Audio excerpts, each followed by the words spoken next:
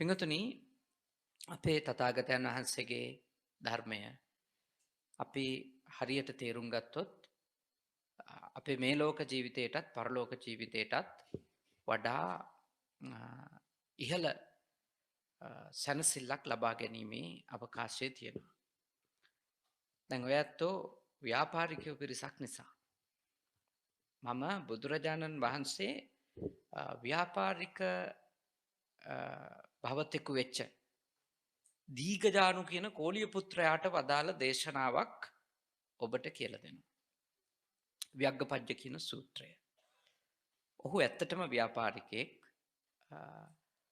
ඔහු දවසක් ජංගා විහරණය පිණිස කියන්නේ ව්‍යායාම පිණිස.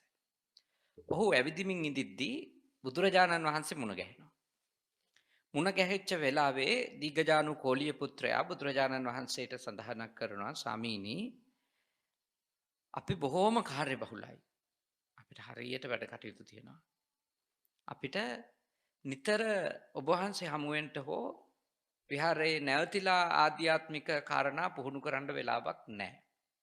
ඒ හින්දා මා වැනි කෙනෙකුට ගෘහ ජීවිතය ගෙවන ගමම්ම පුහුණු වෙන්න පුළුවන් දේශනාවක් ඉගැන්වීමක් ඔබ වහන්සේගේ ධර්මයේ තිබෙනවා නම් කියලා දෙන්නේ කියලා ඉල්ලා සිටියා.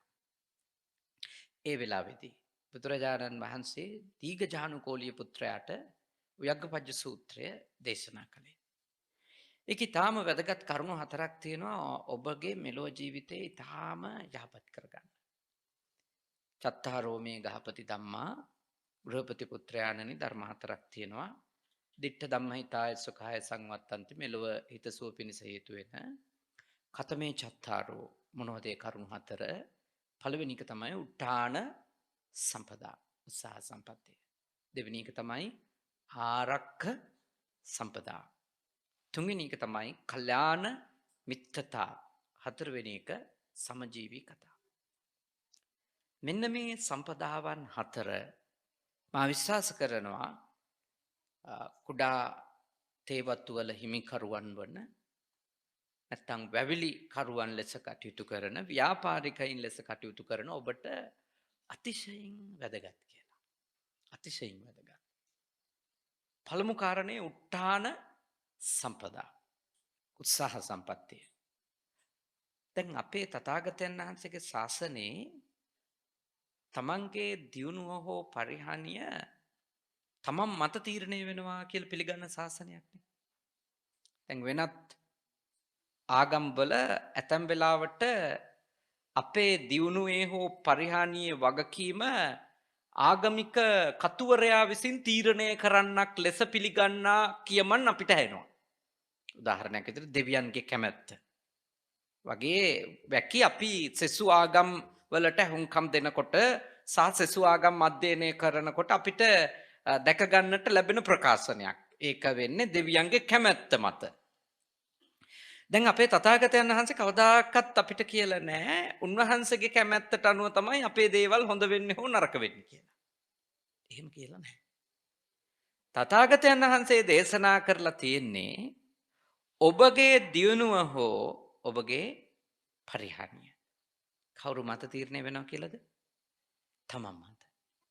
අත්ත දීපා විහෙරත භික්ඛවේ අත්ත සරණාන අනඤ්‍ය සරණා. මහණෙනි තමාට පහන වෙන්න ඕනි, තමාට ආලෝකය වෙන්න ඕනි, තමාට දීපය වෙන්න ඕනි කවුද? තමන්මයි.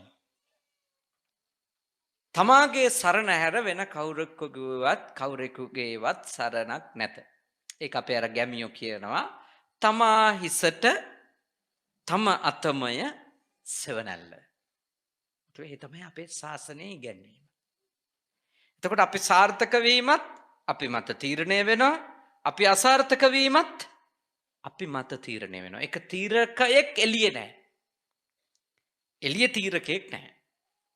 එතකොට ඔබලා ව්‍යාපාරිකයෝ විදියට සාර්ථක වීම හෝ අසාර්ථක වීම තීරණය කරන්නේ ඔබගේ හැසිරීම, බුද්ධිය, ඥානය සහ ඔබ විසින් සංසාරේ කරපු කර්ම.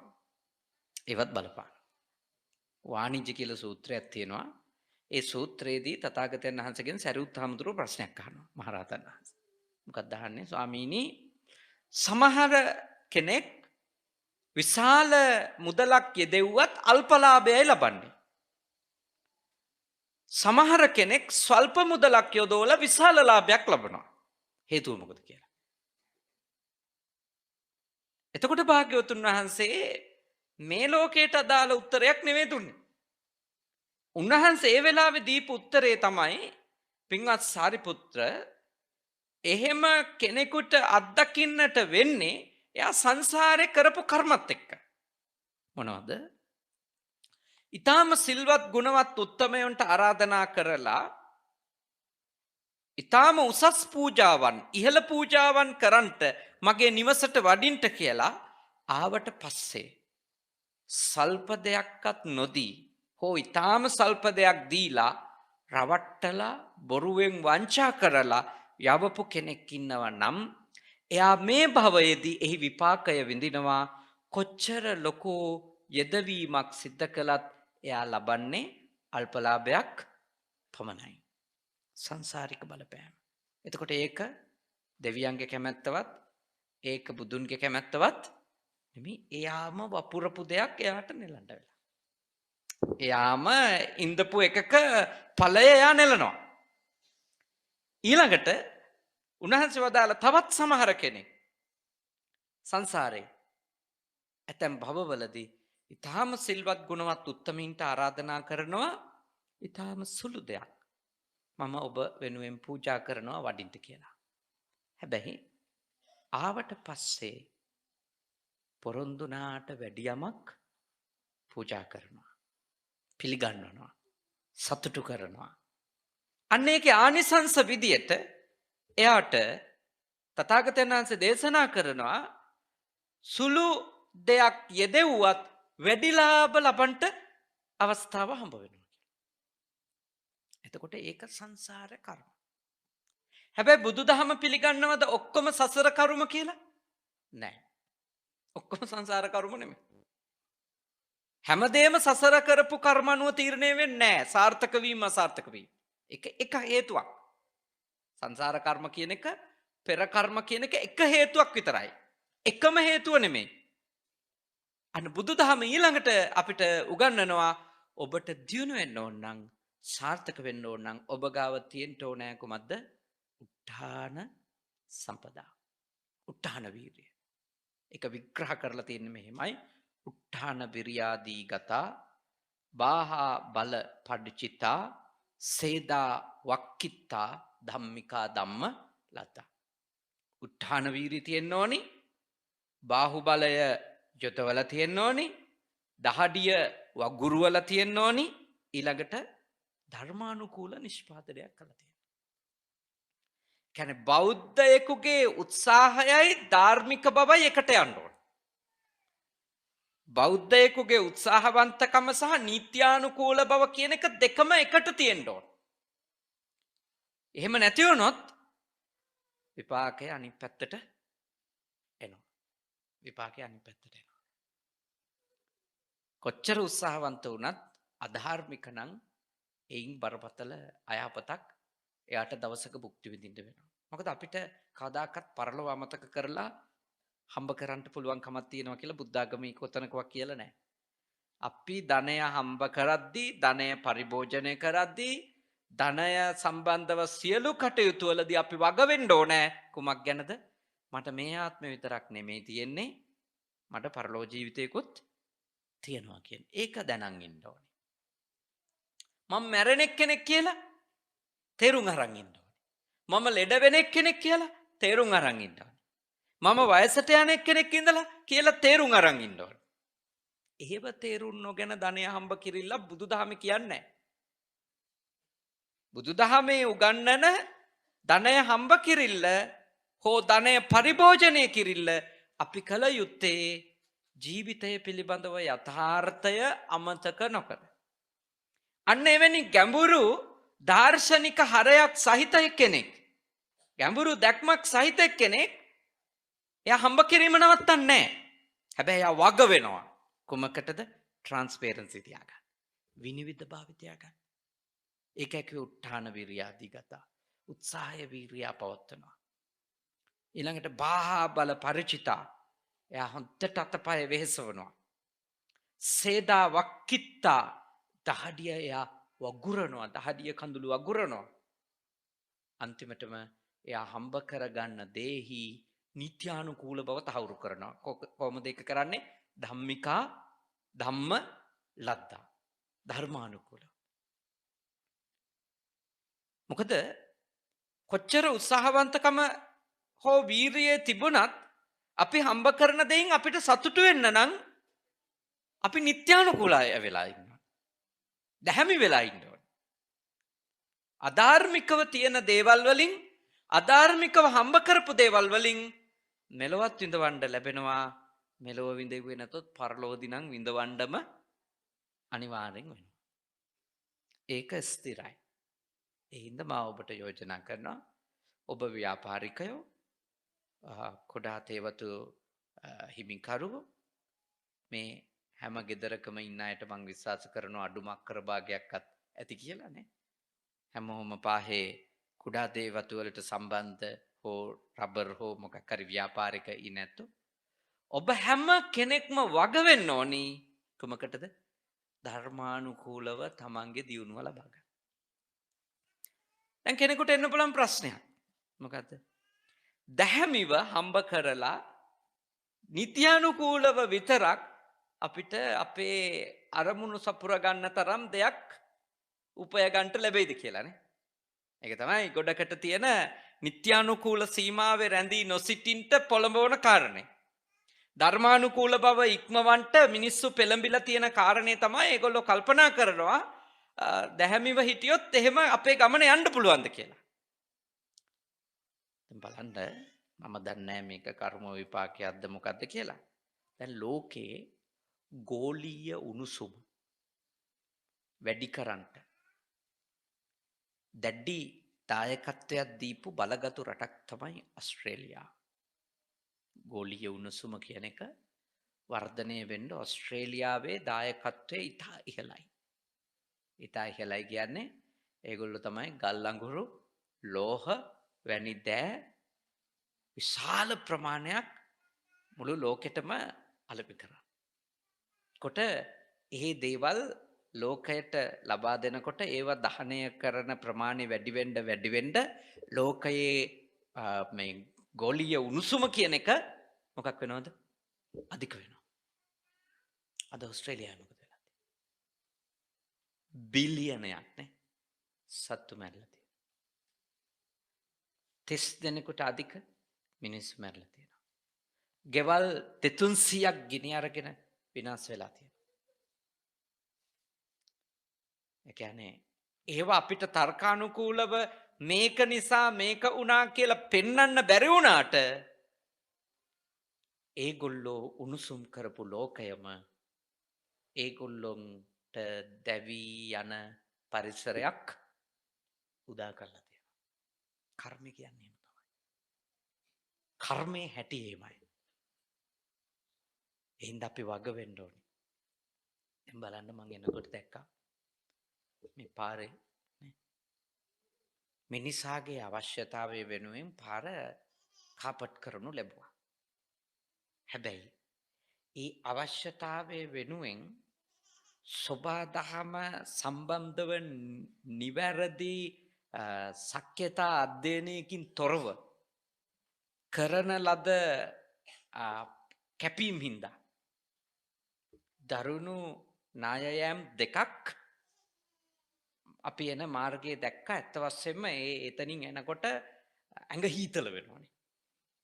මට හිතා ගන්න බෑ ඒවයි ඉන්න අහිංසක මිනිස්සු මේ වරුසාවක් එනකොට කොයි වගේ මානසිකත්වයක නිදා ගන්නව ඇත්ද කියලා.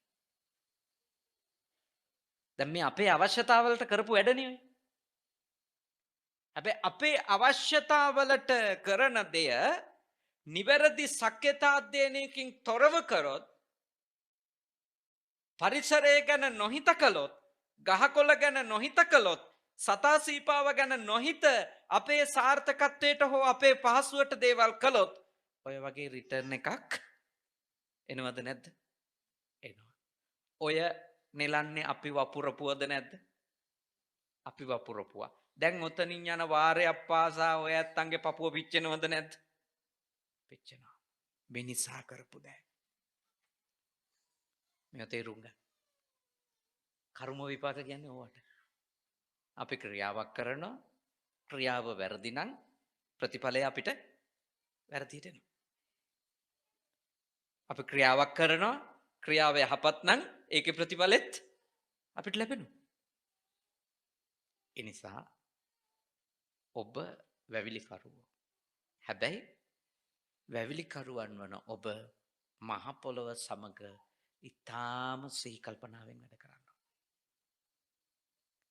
මහ පොළොවට සීමාව ඉක්මවලා අයුක්තියක් කරන්න එපා. සීමාව ඉක්මවා අයුක්තිය කරන්න එපා. සීමාව ඉක්මවලා මේ මිහිමවට රිද්දුවොත් හිංසා කරොත් ඒකේ ප්‍රතිවිපාක මිනිස්සුන්ට විඳින්න වෙනවා. ඒක තේරුම් ගන්න ජීවත් වෙන්න. සංවර්ධනය කරන්න. ඔබගේ වගාවන් කරගෙන යන්න. ඒ හැමතිස්සෙම තේරුම් අරන් ජීවත් වෙන්න අධිවේගීව හැම අංගලකින්ම නිෂ්පාදනයක් කරනවද නැත්නම් වනපියසත් ආරක්ෂා කරගනිමින් අපේ නිෂ්පාදන ක්‍රියාවලිය කරනවද? ඒ ගැන වැවිලිකරුවන් වන ඔබ එක වතාවක් නෙමෙයි මම යෝජනා කරනවා 100,000 වතාවක් හිතන්න. මොකද ඊටාම දරුණු පෑවිලි කාලවලදී සමහර විට ඔබේ වගාව ආරක්ෂා කරලා දෙන්නේ මතක තියාගන්න ඔබ ඉතුරු කරපු පුංචි වනතීරුව කියලා. හොඳ වහින කාලෙට නම් ඒ වනතීරුව තියෙන හරියෙත් ඒ ගස් ටිකක් ඉඳුව නම් කියලා හිතෙන්න පුළුවන්. සියලු මහගස් නැති වුණා නම් හොඳයි කියලා හිතෙන්නත් පුළුවන්. වර්ෂාවෙම හොඳට තියෙන කාලෙදී. හැබැයි මතක තියාගන්න. අධික පෑවිල්ල එන වෙලාවට තේ දැල්ලක් හරි ඉතුරු වුණොත් ඉතුරු වෙන්නේ කිලෝ 2-3ක් හරි කඩා ගන්න පුළුවන් වුණොත් කඩා ගන්න පදනමක් හැදෙන්නේ අපි අතරතුර ඉතුරු කරපු ලොකු ගස් ටිකකින්. ඔක්කොම නැති කරලා අපේ සාර්ථකත්වය ගැන කවදාකවත් හිතන්න එපා. ඒක හිතන්න එපා. එහෙම හිතුවොත් අපි පිරෙනවා. දියුණු වෙන්න පුළුවන්. හැබැයි ඒ දියුණුව සස්ටේනබල් කියන එකට අදාළ නැහැ. කියන්නේ තිරසාර නැහැ. දරණීය නැහැ. බුදුදහමේ ඉගැන්වුවේ දරණීය තිරසාර සංවර්ධනයක් ලබන්න.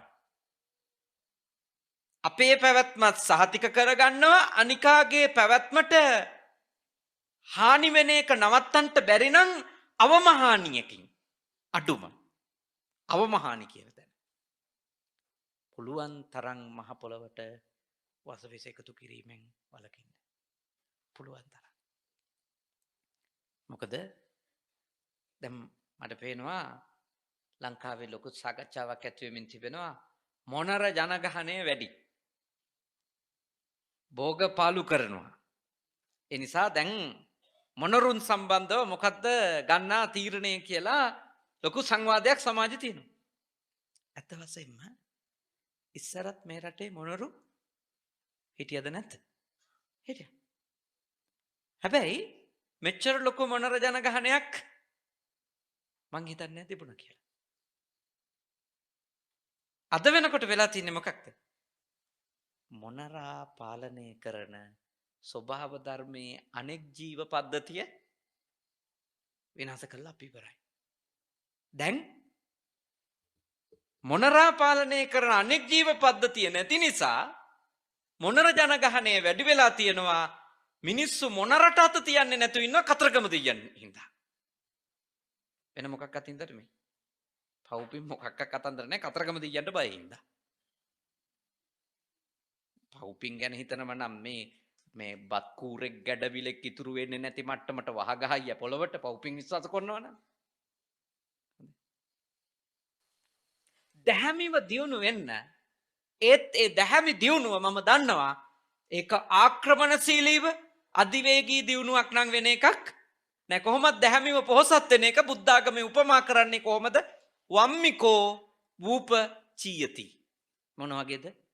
වේයෙක් හුඹහක් බඳිනවා වගේ. හිමින් හිමින්. හරි.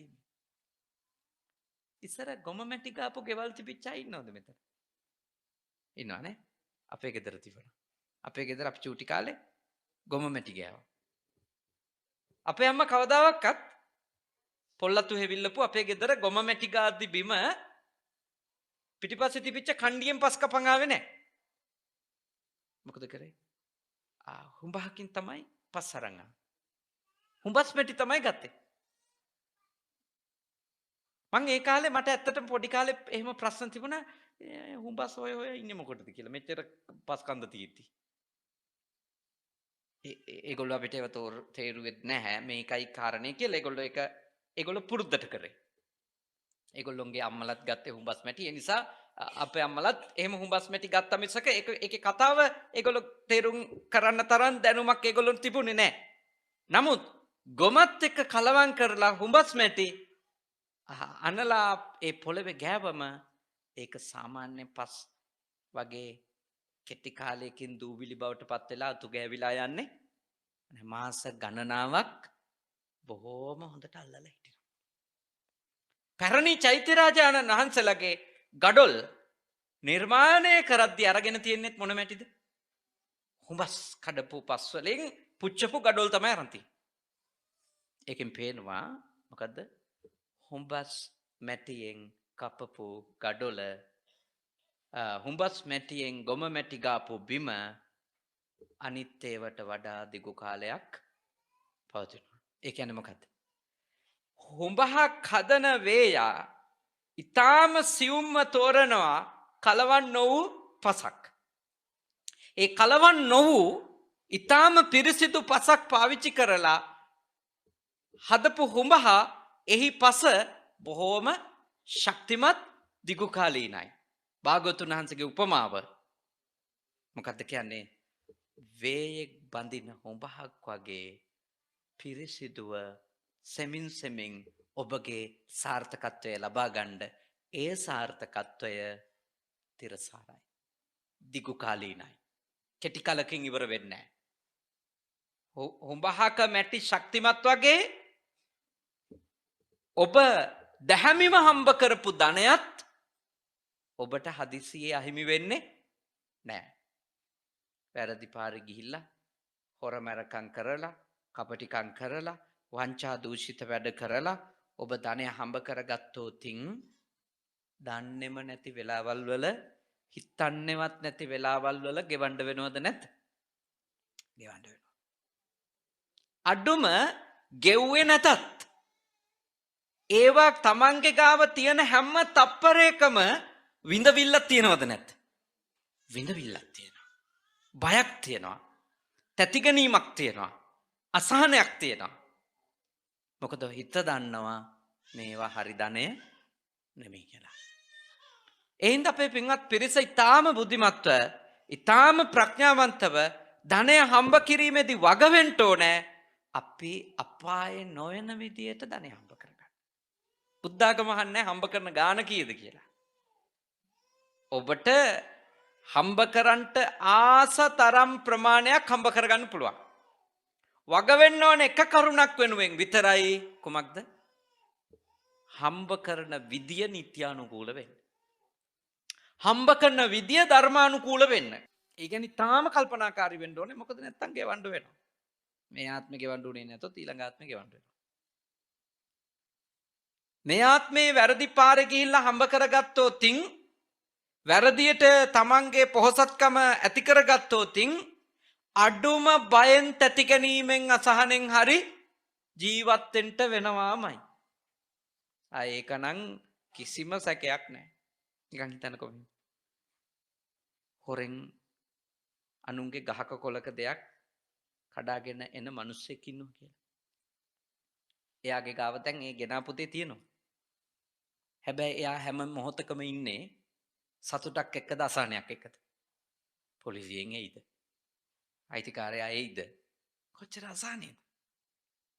එයා ඒක මේ ගහක කොලක තියෙන දෙයක් කඩාගෙන එම වෙනුවෙන් උත්සාහවන්ත වෙලා ඇති. දහඩිය වගුරලා ඇති. බාහුවලය යොදවලා ඇති. හැබැයි දන්නවා ඒක ගෙනාවේ නිත්‍යානුකූල ධර්මානුකූල ක්‍රමයකට නෙමෙයි. අන්න ඒ විදියට ගෙනාවොත් අනිවාර්යෙන්ම විපාකේ විඳින්න වෙනවා. මෙලොව විඳවිල්ල පරලොව විඳවිල්ල. ඉද තප්පති පෙච්ච තප්පති. ඒ වෙලාවෙත් තැවි තැවි ඉන්න වෙනවා. පස්සෙත් තැවි තැවි ඉන්න වෙනවා. පාපකාරී පව්කර තැනැත්තා උභයත්ත තප්පති. ඒ අවස්ථා දෙකේම තැවෙනවද නැත? තැවෙනවා. පාපම් මේ කතන්ති තප්පති. මම පව් කරලා තියෙනවා නේද කියලා හිතන වාරයක් පාසා තැවෙනවා. බිහියෝ තප්පති දුග්ගතින් ගතෝ. අපායට ගිහිල්ලා ගොඩාක් එයාට තැවෙන්න විඳවන්න කාරණා යෙදෙනවමයි. එහෙනම් ඔබ දුප්පත්ද පොහොසත්ද කියලා ඔබගේ ගේ අනුව පාවිච්චි කරන වාහනය අනුව මනින්න බෑ ධර්මයෙන්. එහෙම මනින්න බෑ. ඔබ දුප්පතෙක්ද පොහොසතෙක්ද කියන එක තීරණය වෙන්නේ ඔබගේ හදවතට අනුව. ඔබයි දන්නේ ඔබ පයින් ගියත් ඔබ කොච්චර දැහැමිද කියලා. කොච්චර නිවැරදිද කියලා. ඔබ කොච්චර සැනසෙල්ල යනවද? කොච්චර සතුටින් ඉන්නවද? ඔබගේ ගෙදර කෑම මේසේ බත් ව්‍යංජන 7-8ක් නොතිබෙන්න පුළුවන්. ඔබ කන්නේ එක ව්‍යංජනයක් එක කෑම ටිකක්. ඒත් ඔබ දන්නවා මගේ ළමයින්ට කන්න දෙන්නේ වැරදි පාරේ ගිහිල්ලා ගෙනාපුවා නෙමෙයි. හරිද? හරිද? නිවැරදි මම. මගේ දරුවන්ට දෙන දේ නිවැරදි. දැහැමි, නිත්‍යානුකූලයි. මතක තියාගන්න. ඒ සැනසෙල්ල වැරදි පාරේ ගිහිල්ලා මේ ලෝකේ රස මසවුළු භුක්ති විඳින මිනිහට විඳින්න හම්බෙන්නේ නැහැ. විඳින්න හම්බෙන්නේ නැහැ. ඒ නිසා මා ඔබට යෝජනා කරනවා මොන හේතුවක් නිසාවත් කොයි වෙලාවකවත් විශ්වාස කරන්න එපා වැරදි පාරෙන් පොහොසත් වෙන්න නම්. ඒක විශ්වාස කරන්න එපා. ඒක හිතන්න එපා. ඒකට ආස වෙන්න එපා. අපි නවතින්නේ මේ ලෝක වශයෙන් හිරේ විලංගුවේ වැටිලා. සමාජෙ නින්දා පහස විඳලා. අපවාදයට උපවාදයට ලක් වෙලා. පරලෝක වශයෙන් අම්මු හිඟන්න වෙලා කොටින්ම කිව්වොත් වැරදි අධාර්මික ධනය හම්බ කරොත් බල්ලෝ කපුට වෙලා. උපදිනවා කියලා නේ ධර්මයේ කියන්නේ. එතෙන්ට වැටෙන්න එපා. උත්තාන වීර්යය පවත්ත ගන්න. අකණ්ඩව තමන්ගේ අරමුණ කරා යන්න. ළමයින්ට හොඳට උගන්න ගන්න. ඒ අතරතුරේ තමන්ගේ වෘත්තියේ සාර්ථක වෙන්න නම් ඒ වෘත්තියේ දැනුම ලබා ගන්නත් උනන්දු වෙන්න. දැනුම ලබා ගන්න. නව තාක්ෂණය ලබා ගන්න උනන්දු වෙන්න. ඒ උත්සාහය තියෙන්න ඕන. ඇත්තටම අපේ අසාර්ථක වෙලා තියෙන්නේ ගොඩක් වෙලාවට අපි හම්බ කරන්නේ නැති හින්දා නෙමෙයි. දෙවෙනි කාරණේ ප්‍රශ්නේ. මොකද්ද? හම්බ කරන දේ හරියට කළමනාකරණය කරගන්න නැති නිසා. එනම් ආරක්ක සම්පදා දෙවෙනි ගුණය. ආරක්ක සම්පදාව නැති වුණොත් කොච්චර හම්බ කරත් වැඩක් තියනවද? වැඩක් නැහැ. අර පරිමැස්ම තියෙනවා. දැන් මහතුරු ව්‍යාපාරිකයෝ නිසා ඔබතුමන්ලට තථාගතයන් වහන්සේ දේශනා කළා හම්බ කරන ධනය කොහොමද පරිභෝජනය කරන්න ඕන කියලා. ඒකේන භෝගේ බුඤ්ජෙය්‍ය. හම්බ කරන ධනයෙන් ඔබගේ නිෂ්පාදනයෙන් එක කොටසක් පරිභෝජනයට ගන්න. ද්විහි කම්මං පයෝජයේ කොටස් දෙකක් මොකක් කරන්නද? ආයෝජන කරන්න, ඉන්වෙස්ට් කරන්න. චතුත්තංච නිධාපෙය්‍ය හතරවෙනි කොටස ඉතිරි කරන්න. ආපදාසු භවිසති. විපත් කරදර ප්‍රශ්න එන වෙලාව කොයි වෙලේද කියලා කියන්න කාටවත් බෑ. කොච්චර හම්බ කරත් නාස්තිය වියදම අධික නම් සාර්ථක වෙන්න බෑ. එහෙනම් පරිභෝජනයට 4න් 1යි. 4න් 2ක් ආපහු ව්‍යාපාරයටම දාන්න ඕනේ. තවත් එක් කොටසක් ඉතිරි කර ගන්න ඕනේ. කරදර විපත්ති වෙලාවට. දැන් ඕවා කරගන්න බැරි වෙන්නේ ඇයි? ඕවා කරගන්න බැරි වෙන්නේ අපේ කලමනාකරණයේදී අපි ඇති කරගනු ලබන දුබලකම් හින්දා. අපි අපේ පුද්ගලික ජීවිතේ කලමනාකරණය කරගන්න විදිය ආර්ථික ජීවිතයට සම්බන්ධයිද නැද්ද? අතිශයින් සම්බන්ධයි. දැන් මේ මහත්තුරු ඉත්ති දුත්තෝ ස්ත්‍රීන්ට ලොල්ලුනොත් ව්‍යාපාරිකයෝ අතට කීයක් හරියනවා. හැබැයි කාන්තාවන්ට දැඩි ලෙස ගිජු වුණොත්.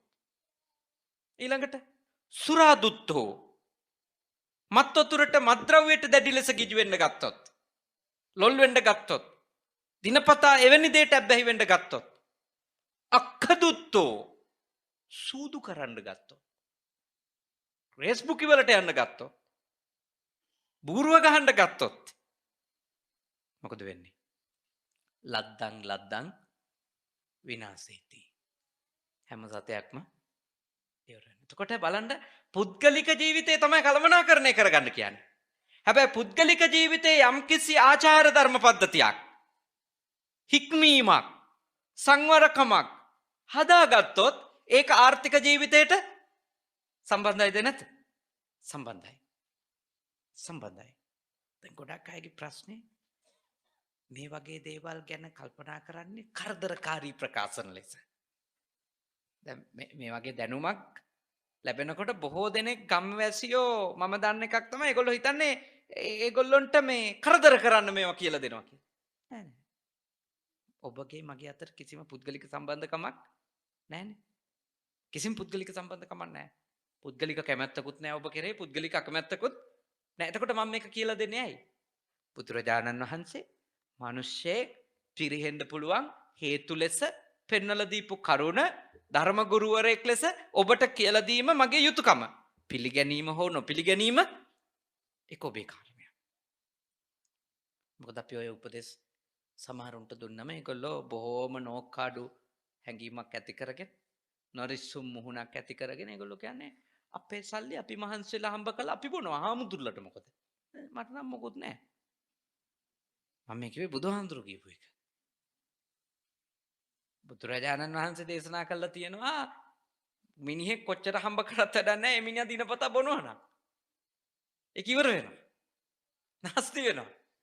මිනිසෙක් කොච්චර හම්බ කරත් වැඩක් නැහැ එක බිරිඳකගෙන් යැපෙන්නේ නැතුව ස්ත්‍රීන්ගේ මේ ලෝලියෙක් වෙලා ස්ත්‍රීන්ගේ වහලෙක් වෙලා ගමන් කරන කෙනෙක් නා. මොකද ඉතින් කාන්තාවන්ට ලොල් වෙච්ච කෙනෙකුට සතයක්වත් නොදෙන මිනිස්සෙක් එක්ක කාන්තාව වෙන්නේ නැහනේ. කාන්තාවෝ වැරදි සම්බන්ධකමකට පෙළඹෙනවා නම් පෙළඹ වෙන්නෙම ප්‍රධාන හේතුව සුද්ධ කරන්න පුළුවන් ඉඳනේ. වෙන මොකක්වත් නෙමෙයිනේ. නැතුව මේ ආදරය හොයන්න. ආදරද සල්ලිනේ හොයන්නේ. අන්‍යම් සම්බන්ධකම් ඇතුලේ හොයන්නේ මොකද්ද? අමතර වියදම් සඳහා සල්ලි. ඒකනේ ඇත්ත. ඉතින් ඒවට පැටලෙන කට්ටිය දැනගන්න ඕන මෙයා එන්නේ මාව සුද්ධ කරන්න කියලා. ඒක තේරෙන්නේ නැත්නම් ඉතින් මොනව කරන්නද? ඒක කියලා දීම මම කරනවා. ඒ බුදුරජාණන් වහන්සේ ඒක ඔබ වෙනුවෙන් දේශනා කළා තියෙනවානේ පරාභව සූත්‍රේ. ගිහියෝ පිරිහෙන්න පුළුවන් ඉස්ත්‍රීලෝලිය වුණත් කියලා. එක බිරිඳක්, එක සැමියෙක් එතන නවතින්න. ඊළඟට සූදු. එතෙන්ට ගියත් විනාශය. ඔය තුන පුද්ගලික ජීවිතේ හදාගන්න ගියපුවා. හැබැයි ඒකෙන් ආර්ථිකයට ලොකු සම්බන්ධයක් තියෙනවා. බලන්න සාමාන්‍ය ගම්වැසියෙක් දවසට රුපියල් 500ක බිව්වොත් මාසෙට එයා දන්නේම නැතුව රුපියල් 15000ක් බාරකට දෙනවා. සාමාන්‍ය ගම්වැසියෙක් දවසට රුපියල් 500ක බිව්වොත් එයා දන්නේම නැතුව මාසෙකට රුපියල් 15000ක් බාරකට දීලා තියෙනවා. එයා දන්නේවත් නැහැ ඒක.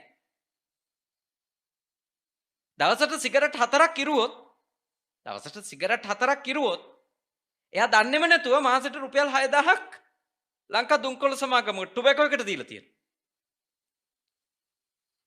ඇත්ත වශයෙන්ම කිව්වොත් කම්කරු පැලැන්තියේ මිනිස්සු ඔය මට්ටම දවසේ පවත්වාගෙන යනවද නැත්? මතක තියාගන්න. සමෘද්ධිලාභී ගෙවල් වලින් 90%ක පිරිමියා දවසට අඩුම 750ක බොනවා. ඒ තමයි ඇත්ත. ඒ තමයි යථාර්ථය. කාන්තාව සමෘද්ධිය කැපෙයි කියලා බයට කොච්චර බය අඩු ජීවිතද ගෙවන්නේ? සමෘද්ධිය කැපෙයි කියන බයට කොච්චර බය අඩු ජීවිත ගෙවනවා? කොච්චර තැතිගෙන ඉන්නවදනේ. හැබැයි ඒ ගෙදරම පිරිමියා අඩුම මොන ජාතියෙන් හරි 500ක් හොයාගන්න බොන්නේ නැහැ. හැබැයි එයා ඒක නවත්තලා දාන්න තීන්දුවක් ගත්තොත් අඩුම ඒ තාත්තා ඒක පාලනය කරන්න තීන්දුවක් ගත්තොත් ඒ ගෙදර ආර්ථික ජීවිතය කොච්චර උඩට ගෙනියන්න පුළුවන්ද? හිතන්න. අපේ ප්‍රශ්නේ සල්ලි හම්බ කරන්නේ නැති එක නෙවෙයි. අපේ ප්‍රශ්නේ අපේ පුද්ගලික ජීවිත වැරදි පාරවල් වල ගමන් කරවන්නට අපි ඇබ්බැහි වෙච්ච හින්දා අපිට හම්බ කරන ධනයෙන් අපිට උඩට එන්න බෑ. ඒකනේ ලංකාවේ මෙච්චර කල් සමෘද්ධි දීලා තියෙනවා. ජනසවි දීලා තියෙනවා. හැම ඡන්දයක් කිට්ටු වෙනකොටම අපිට ඇහෙන්නේ මොකද්ද? අපි ආවම අලුතින් මෙච්චර සමෘද්ධිය දෙනවා කියලා කියනවා. මිනිස්සු අප්පුඩි ගන්නවා. ඒ කියන්නේ තව හිඟන්න වැඩි වෙලා කියන එකනේ කියන්නේ නේද? ඇත්ත වශයෙන්ම අපේ රටේ සමෘද්ධි ගත්තු එක මිනිහෙක්ටත් ඔබ දැකලා තියෙද? සමෘද්ධි නියාමක ගාවට ගිහිල්ලා කිව්වා කියලා ආරංචියක් තියෙද මං දැන් සමෘද්ධිමත් වුණා මට සමෘද්ධිය එපා කියලා. එක මිනිහෙක් අපේ රටේ නේද? එහෙනම් සමෘද්ධි දීම නිසා සමෘද්ධිමත් වෙලා නැහැ කවුරුක්ක. එහෙමනම් නිවුස් වල යන්න එපානේ. මෙච්චර සමෘද්ධිලාභීන් ප්‍රමාණයක් සමෘද්ධිය ප්‍රතික්ෂේප කරයි. ඒ වෙනුවට නිවුස් වල තියෙන මොකද්ද? තව සමෘද්ධිය ලබා දෙන ලෙස බැගෑපත් වෙයි. කාරණේ මොකද්ද? හම්බ කිරීමේ නිෂ්පාදනයේ ප්‍රශ්නයක් නෙමෙයි. කලමනාකරණයේ ප්‍රශ්නයක් තියෙනවා. දැන් උපාසකම්මලට මොනව හිතනවද මේ ටික කියනකොට? හරියට හරි. හාමුදුරුව හරියටම කිව්වා. අපේ මිනිහා එන්න තිබ්බේ අද. හරියට හරි. කියලා උපාසකම්මලට ඉතින්. එතකොට උපාසකම්මලට ඉතින් අපි නම් හරි හොඳයි කියලා. හරිම හොඳයි. ওই මිනිහා තමයි සල්ලි නාස්ති කරන්නේ. ඇත්තම කාරණේ තමයි ඔය නාස්තියම වෙන විදියකට උපාසකම්මලත් කරනවා. ඒ වෙන විදිය. උන්දලා බොන්නේ නැහැ. එහෙම නෑ මේ මිනිසුන්ට පුද පුද යන්නෙත් නෑ අතේ තියෙන සල්ලි ටික. ඒවා කරන්නේ නෑ උපාසකම්මලා. උපාසකම්මලගේ ප්‍රශ්නේ තමයි උපාසකම්මලට හිතෙනවා මුළු රත්නපුරේම තියෙන ප්ලාස්ටික් සහ ඇලුමිනියම් අපේ ගෙදර තිබුණා නම් හොඳයි කියලා. ඒ උන්දලා සීට්ටු දාදා රටේම තියෙන දහජරාව ගෙදර ගේනවා. අර මිනිස්සයා සහ උපාසකම්ම අතර 아무තු වෙනසක් නැහැ. දෙන්නම මොලයක් නැතුව සල්ලි විනාශ කරනවා. ඒ තමයි ඇත්ත. සමා වෙන්න කිව්වට. ඒ තමයි ඇත්ත. මොකද මට මේ උපාසකම්මලගේ මූණු බැලුවන් කියන්න පුළුවන් 500 සීට්ටු කීයද 1000 සීට්ටු කීයද කියලා. මට කියන්න පුළුවන් මූණු බැලුවා. මම අර එක මාත්‍යෙක්ගේ මූණ බලලා ඇහුවා මාත්‍යා ඉස්කෝලේ මාත්‍යෙක් නේද කියලා. ඒ මාත්‍යා බුදුම වුණා. දැන් මට මූණු බලලා කියන්න පුළුවන් හරියටම සීට්ටු කීයක් දාලා තියෙද කියලා. තේරුම් අරන් ජීවත් වෙන්න. ඔය යන පාර හරිම පාර නෙවෙයි. තා ටිකක් ජීවිතය ගැන ඥානවන්තව හිතන්න. ණයකාරකමේ ගිහිල්ලා රටේම තියෙන කුණු ගොඩවල් වලින් අපේ ගෙදර පුරව ගන්නවාද? නේද? අද තියෙනවනේ කුඩා ණය දෙන සමාගම් නේ මයික්‍රෝ ෆිනෑන්ස් කියලා. ශුද්‍ර මූල්‍ය සමාගම් ගම් වසාගෙන පැතිරිලන් tie. අධික පොලියටනේ. දරුණු ණයකාරකම් වල කාන්තාව පැටලෙමින් ඉන්නවනේ. දරුණු ණයකාරකම් වල. එයා සුළුපටු නැහැ. මං අද එද්දි පාරේ දැක්ක සමහර මේ නගරවල දාලා තියෙනවා සීට්ටු සඳහා බෙඩ් සීට්. ඇත්ත වශයෙන්ම මේ මං අද එද්දි දැක්ක එකක්. මම මගේ රියදුරු කිරියල්ල හරියදී මං හිතන්නේ. මගේ රියදුරු මල්ලිට මේ පෙන්න ගන්න මට ඒක බැරි වුණා මේ ඒක පස්සනා ඉක්මනින්ම සීට්ටු සඳහා බෙඩ් සීට්. මං දන්නවා මිනිස්සුන්ගේ සමහර අත්‍යවශ්‍යතා විසඳගන්න මිනිස්සු සීට්ටු දානවා. ඒක ප්‍රශ්නයක් නෑ. නීඩ්ස් නම්. ඒක නීඩ් එකක් නම් ඒක අත්‍යවශ්‍ය දෙයක් නම් ඒකට මිනිස්සු එහෙම කමන්නේ නෑ එහෙම ගියාට. හැබැයි අපි ගේන ගොඩක් දේවල් අපේ අවශ්‍යතා නෙමෙයි. එක එක තැන්වල තියෙන ඒවා අපි දකිනවා අපිට ආස වෙනවා.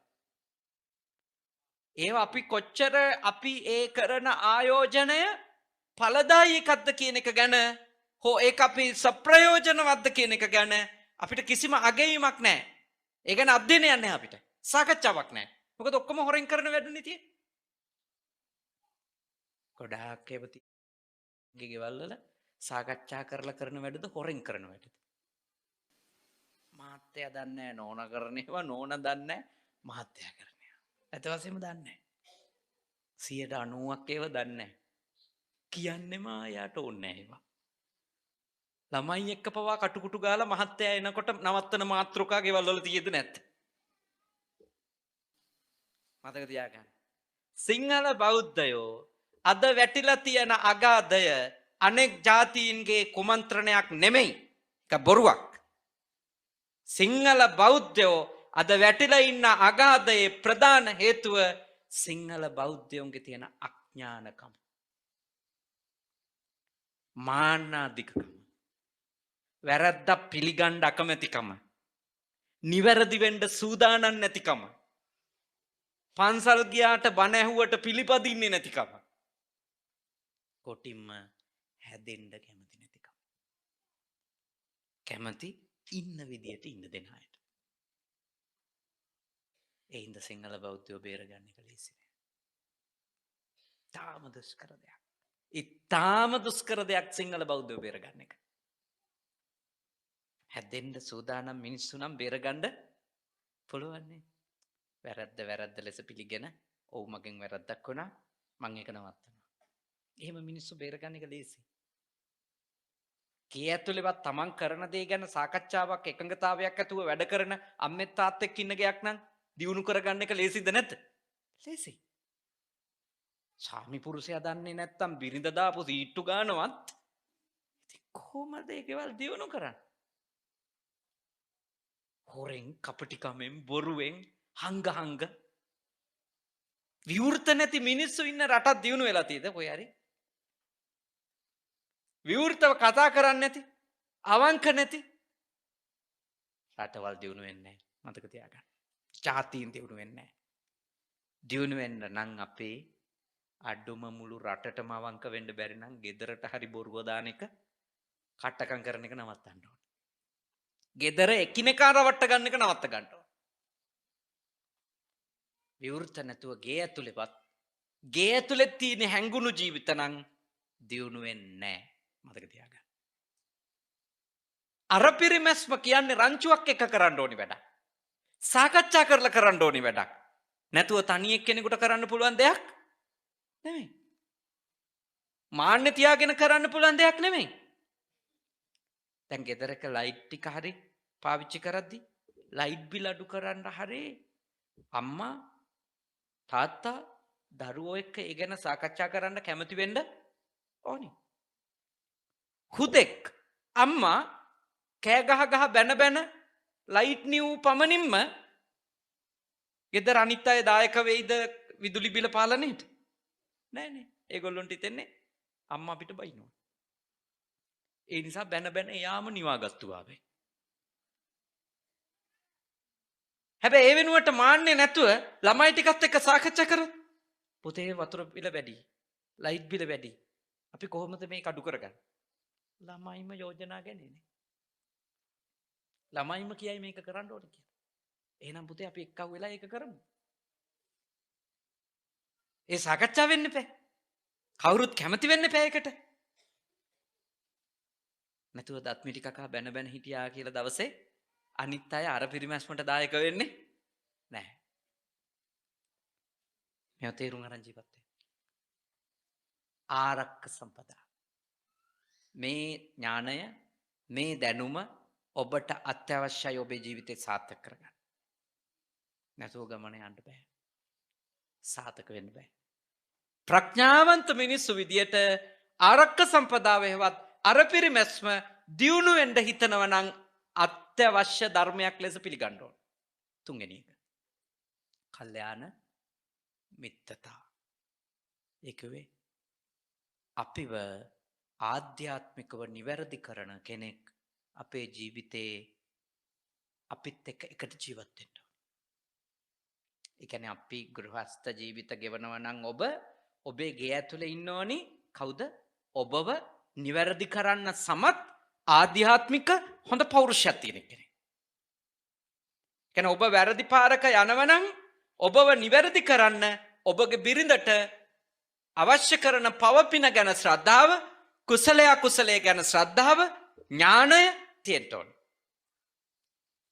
ඊළඟට ඔබව නිවැරදි කරන්නට තරම් සමත් ආධ්‍යාත්මික පෞරුෂයක් සහිත සැමියෙක් ඉන්න ඕනේ. ගෘහස්ත ජීවිතේ එකිනෙකාට එකිනෙකා කල්යාණ මිත්‍රයෝ නොවි ගෙයින් එළියේ කොච්චර මිතුරු මිතුරියෝ හිටියත් අපේ මෙලොවයි පරලොවයි දෙක පිරිහෙන එක වළක්වන්න බෑ. කල්යාණ මිත්‍රත්වයේ තියෙන්න ඕනේ ගේ තුලේ. සාම්පුරුෂයා සහ බිරිඳ අතර. මොකද අපි භයානක පව් අකුසල් කරන්න තීන්දුව ගන්න පුළුවන් ගේ ඇතුළේදී මිසක මේ වගේ ධර්මශාලාවල නෙමෙයි. ධර්මශාලාවලදීත් අපිට කල්යාණ මිත්‍රයෝ හමු වෙනවා. ඒ කවුද? උතුම් නිවන් මඟ කියලා දෙන ඇත්තෝ. භාවනා මධ්‍යස්ථානයකදී, ධම්ම ශාලාවකදී අපිට කල්යාණ මිත්‍රයෝ හමු වෙනවා. ඒ තමයි ජීවිතේ යථාර්ථය කියලා දීලා මේ සංසාර ගමන නිමා කරන්න, අඩුම කෙටි කරගන්න මඟ පෙන්වන උත්තමයන්ටත් අපි කියනවා කවුරු කියලාද? කල්යාණ මිත්‍රයෝ. අපි පවෙන් වළක්වලා කුසලයේ සමාදන් කරන අය. හැබැයි ගෘහ ජීවිතයේදීත් එකිනෙකාට එකිනෙකා කලන මිතුරු මිතුරියන් වීම අත්‍යවශ්‍යයි. පාපා නිවාරේති, පවෙන් වළක්ව ගන්න ඕනේ. කල්යාණේ නිවේසේති, යහපතෙහි පිහිටවන්න ඕන. දරුවෝ දෙමව්පියෝ වෙනුවෙන් කල්යාණ මිත්‍රයෝ වෙන්න ඕනි. දෙමව්පියෝ දරුවෝ වෙනුවෙන් කල්යාණ මිත්‍රයෝ වෙන්න ඕනි. ඊළඟට ස්වාමි පුරුෂයා බිරිඳ වෙනුවෙන් කල්යාණ මිතුරෙක් වෙන්න ඕනේ. බිරිඳ ස්වාමි පුරුෂයා වෙනුවෙන් කල්යාණ මිතුරියක් වෙන්න ඕනේ. ඊළඟට දැන් ඔබතුමන්ලා රංචුවක් විදියටනේ සංවිධානයක් විදියට කල්යාණ මිත්‍රයෝ වෙන්න ඕනේ. මොකද රංචුවක් විදියට වැඩ කරන්න නම්‍යශීලීකම අවංක මිත්‍රත්වය ඔබ ගාව තියෙනවා. මොකද රංචුවක් විදියට වැඩ කරනකොට ලබන්න පුළුවන් සාර්ථකත්වය කවදාවත් වෙන් වෙලා තනි වෙලා ලබන්න බෑ. ඒ නිසා ඔබගේ මේ කුඩා තේවතු සංවාදන සමිතිය තාම ශක්තිමත්ව ගෙනියන්න නම් එකිනෙකාට එකිනෙකා කවුරු වෙන්න ඕනද? කල්යාණ මිත්‍රයෝ වෙන්න. හැම තිස්සෙම ඔබ අනිකාට පුළුවන් තරම් ආධ්‍යාත්මිකවත් ආර්ථිකේනුත් පිරිහෙන්නේ නැති වෙන දැනුමම දෙන්න ඕනේ එකිනෙකාට. කවදාවත් පාපයකට අනුබල දෙන්න එපා. අනුබල දෙන්න එපා. පොළඹවන්න එපා. මොකද ඔබත් එක්ක ඉන්න එක්කෙනෙක් ඔබෙන් ගිලිහිලා යයි අර මං කියපු අකුසල පැත්තට ඇබ්බැහි වුණොත් නේ. එයාගේ ඉඩම විකිනිලා යයි. තියෙන යාන වාහන ලීසින් කම්පැනි වලින් උස්සගෙන යන මට්ටමට එයි. ඔබට ඇත්තටම මිත්‍රත්වයක්, ආදරණීය හැඟීමක්, බැඳීමක් ඔබගේ රංචුවේ අනිකා ගැන තියෙනවා නම් ඔබ කරන්න ඕන දේ වැරදි පාරේ යනවා පේනකොට රංචුවක් විදියට එක්ක අහුවෙලා යාව ගලව ගන්න කටයුතු කරන්න ඕන. අන්තවලට යන්න දෙන්න එපා. සීමාව පන්නගෙන කිසිම දුසිරිතක ඔබේ ටීම් එකේ අයට යන්න දෙන්න එපා. එහෙම වුණොත් ඔබ දැන් 9 වෙනි වතාවටත් එකතු වෙලා ඉන්නවා වගේ 109 වෙනි වතාවටත් එකතු වෙයි මේ මිතුරු සංගමේ අය. මතක තියාගන්න. හැබැයි පිරිහෙන දේවල් වලින් එකිනෙකාව බේරගත්තා. ඒකට කැප වෙන්න ඕන. අනෙක් ජාතීන් ඇත්තටම සාර්ථක වෙන්නේ ඒගොල්ලොන්ගේ සංසද හරීම එක්කෙනෙක් වැටෙනකොට එයාට වැටෙන්න නොදී එයාව ආරක්ෂා කරනවද නැද්ද? ආරක්ෂා කරනවා. උදව් කරනවා. දාලා දුවන්නේ. පයින් ගහන්නේ. අහක බලන්නේ. වැරදි පාරක යනවා පේනවනම් ගිහිල්ලා රංචුව පිටින්ම එක්කව වෙලා අවවාද දීලා හරි පාරට ගන්නවා. එහෙම තමයි අනිත් ජාතින් දිනු වෙන්නේ. අනිත් ජාතින් අහම්බෙල් ලෙස දිනු වෙලා නෙමෙයි. ඒගොල්ලෝ ටීම් වර්ක්. තාම ඉහලින් රංචු මානසිකත්වයෙන් වැඩ කරනවා. ඔබලාට රංචුවක් විදියට හිතන්න පුළුවන් නම් තනිව හිතීම වෙනුවට තමන්ගේ පැත්තෙන් අනේකා ගැනත් හිතන මට්ටමට හිත දියුණු කරගන්න පුළුවන් නම් ඔබලා වැටෙන්නේ නැතුව ඉස්සරහට යයි. ඕන දෙයක් ජය ගන්න පුළුවන් වෙයි. ගෙදරත් කල්යාණ මිත්‍රත්වය ඕනි. සංවිධානයක් විදියටත් කල්යාණ මිත්‍රත්වය ඕනි. නැතුව ගමනක් නැහැ. මිත්‍රත්වය බිඳ වැටිලා හතුරුකම ආවොත් ඒ ගෙදරත් පිරියනවා ඒ සංවිධානෙත් පිරියනවා.